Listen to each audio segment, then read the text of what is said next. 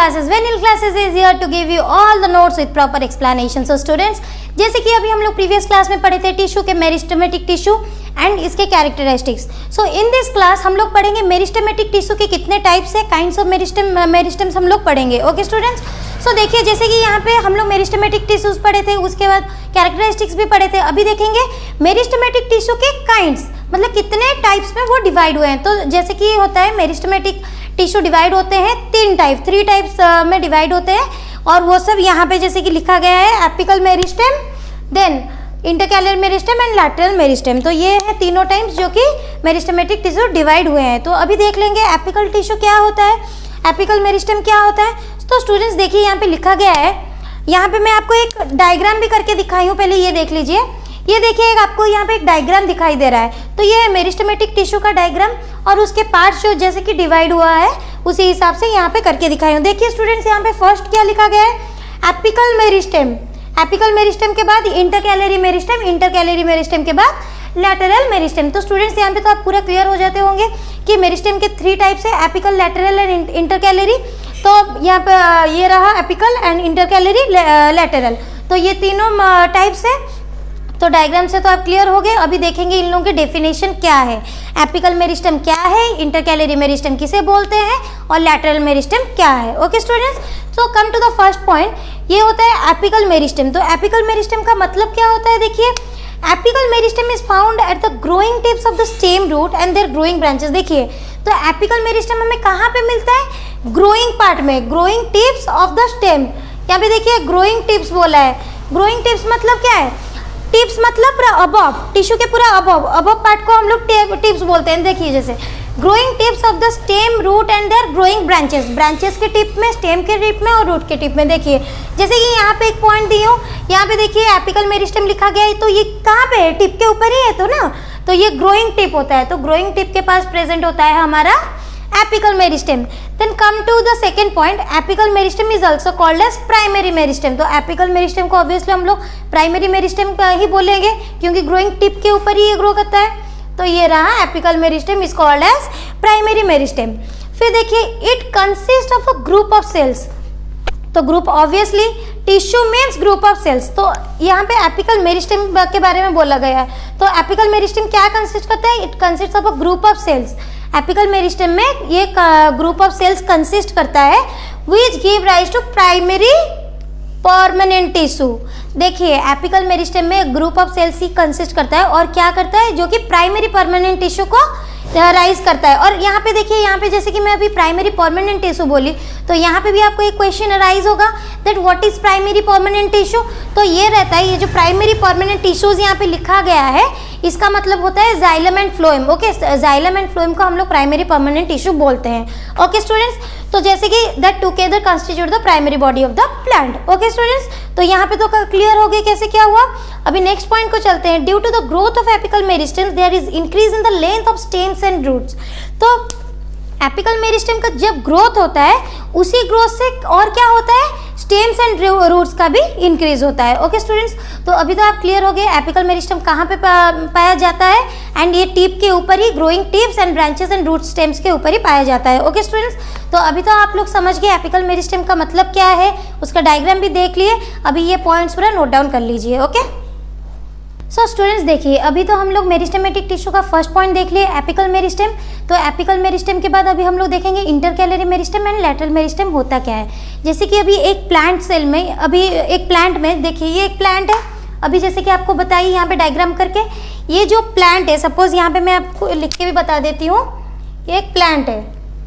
Okay, तो ये जो प्लांट है इसमें क्या होता है, एपिकल मेरिस्टेम क्या काम करता है, इसका ग्रोथ होता है. जैसे कि ये रूट टिप हो या स्टेम टिप हो, टिप को ग्रोथ करता है. तो एपिकल मेरिस्टेम के का मतलब आप क्या समझे, ये प्लांट का रूट और स्टेम को ग्रो करता है. सपोज ये देखिए ये टिप पॉइंट है, तो ये क्यों ग्रो करता है, ड्यू टू एपिकल मेरिस्टेम. अगर रूट्स और शूट्स को भी हम लोग आए तो उसका भी रिस्पॉन्सिबल है एपिकल मेरिस्टेम. ओके स्टूडेंट्स, तो अभी आपको तो एपिकल के बारे में पता चल गया. अभी देखेंगे इंटरकैलरी मेरिस्टेम क्या होता है.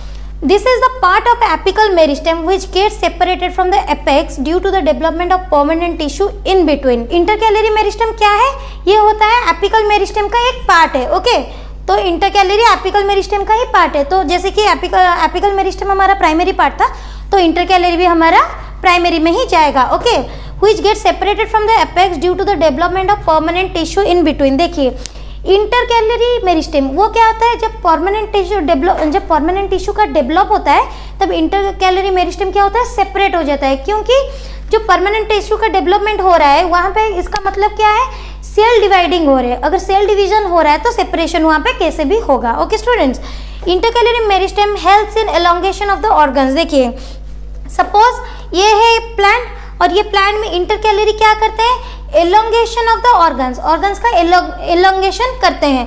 जैसे कि ये एक प्लांट है और यहाँ पे इसका जो एलोंगेशन, जो ग्रोथ होता है, इंक्रीज होता है, वो कौन रिस्पॉन्सिबल है, इंटरकैलरी। जैसे कि देखिए ये हमारा प्लांट हुआ present mostly at the base of nodes. देखिए base of nodes, internodes and base of leaves. तो ये कहाँ पे इंटरकैलरी मेरिस्टेम कहाँ पे प्रेजेंट होते हैं, नोड्स में और इंटरनोड्स। तो नोड्स का मतलब क्या है, सपोज देखिए यहाँ पे मैं एक डायग्राम बना रही हूँ, ये एक बैम्बो का डायग्राम है सपोज। ओके, ये बैम्बो का डायग्राम है और ये जो है ये वाले पार्ट क्या होते हैं, ये सॉफ्ट पार्ट होते हैं हमारा। ओके, और ये वाला पार्ट क्या होता है हमारा, हार्ड पार्ट। क्लियर। तो ये जो हार्ड पार्ट है, ये इस पार्ट को हम लोग बोलते हैं, इसे बोलते हैं हम लोग नोड्स। और दोनों नोड्स के बीच में जो पार्ट होता है उससे हम लोग बोलते हैं क्या, इंटरनोड्स। ओके स्टूडेंट्स, अभी इंटरनोड्स और नोड्स के बारे में पता चल गया। और बेस ऑफ लीव्स, तो यहाँ पे जैसे कि बोला गया है इंटरकैलरी मेरिस्टेम कहाँ पे पाया जाता है, base of nodes, internodes and base of leaves. तो नोड्स के बेस पे और इंटरनोड्स में पाया जाता है। और बेस ऑफ लीव्स देखिए जैसे कि ये रहा हमारा प्लांट का डायग्राम। मैं यहाँ पे आपको लीव्स बना के दिखा रही हूँ, एक सेकेंड रुकिए। सपोज ये पार्ट है, यहाँ पे मैं आपको लीव्स बना के दिखा रही हूँ। This is the leaf. Okay, और एल्स यहाँ पे देखिए ये पार्ट हमारा हुआ लीव्स। तो ये लीव्स में ये जो यहाँ पे हमारा इंटरकैलरी मेरिस्टेम प्रेजेंट होता है, क्योंकि ये क्या करता है, बेस ऑफ लीव इसका इंक्रीज करता है, इसका ग्रोथ होता है। तो ये लीव्स यहाँ पे ही इंटरकैलरी, जैसे कि लिखा गया है base of nodes, internodes and base of leaves. तो नोड्स और इंटरनोड्स और बेस ऑफ लीव्स में इंटरकैलरी मेरिस्टेम क्यों प्रेजेंट रहता है, उनका ग्रोथ होता है। ओके, सो यहाँ पे हम लोग क्लियर हो गए कि इंटरकैलरी मेरिस्टेम होता है लीव्स, बेस ऑफ लीव्स और नोड्स इंटरनोड्स के बीच में प्रेजेंट रहता है। तो अभी तो हम लोग देख लिए इंटरकैलरी मेरिस्टेम क्या है। अभी हम लोग देखेंगे लैटरल मेरिस्टेम क्या होता है। Lateral meristems occurs on the sides of roots and stems, is responsible for increase the girth. तो देखिए लैटरल मेरिस्टेम कहाँ पे प्रेजेंट रहता है, यहाँ पे देखिए जैसे कि यहाँ लिखा गया है लैटरल मेरिस्टेम प्रेजेंट रहता है sides of roots and stem. Root and stem के साइड्स में प्रेजेंट रहता है और वो किस लिए रेस्पॉन्सिबल है, responsible in the increase of girth. Girth का मतलब क्या है, जब ब्रांच का डायमीटर इंक्रीज होता है तो उस इंक्रीज को बोलते हैं हम लोग गर्थ। ओके, सो देखिए ये सपोज ये प्लांट है। ओके, यहाँ पे देखिए लैटरल मेरिस्टेम, तो ये कहाँ पे प्रेजेंट है, side of roots and stem. Roots and stems के साइड में ही ये प्रेजेंट रहता है। और ये किसके लिए रेस्पॉन्सिबल है, ये रेस्पॉन्सिबल है in the growth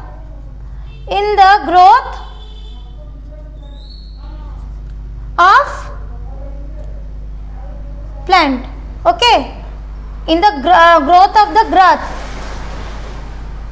in the growth of girth of the plant.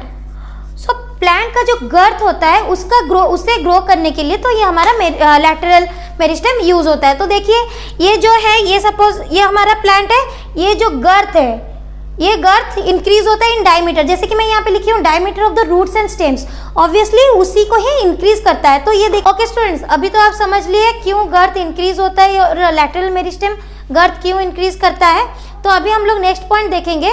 These tissues are also responsible for the growth in thickness by the addition of secondary tissue and this phenomenon is called as secondary growth. तो ये क्या करता है, जैसे कि plant का thickness को बढ़ाता है, प्लांट का गर्थ को बढ़ाता है, तो इसे हम लोग सेकेंडरी टिश्यू में हम लोग क्लासिफाइड किए हैं। ओके, सेकेंडरी टिश्यू और phenomenon is known as secondary girth. It occurs on the cambium of the vascular bundles of dicot roots and stems and the core cambium beneath the branch. तो ये जो है ये कहाँ पे लैटरल मेरिस्टेम हमें पाया जाता है, cambium of the vascular bundles and cork cambium, ये एग्जाम्पल्स हैं कि इनमें पाया जाता है। सपोज ये है, ये रहा, इसी के अंदर कैम्बियम रहता है, कैम्बियम वास्कुलर, और उसी के अंदर ही पाया जाता है लैटरल मेरिस्टेम। ओके स्टूडेंट्स, अभी तो आप लोग पूरा क्लियर हो गए।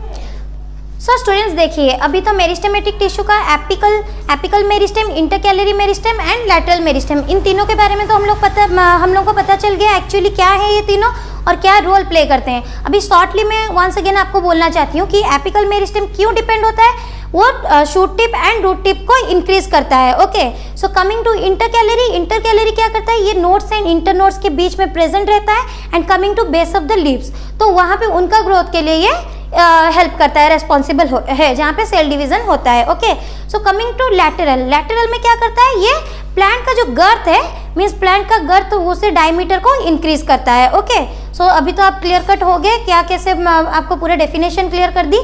तो अभी आप 1 by 1 स्टेप बाय स्टेप जैसे कि पॉइंट लिखा गया है उसी सब पॉइंट्स को नोट डाउन कर लीजिए। Okay students.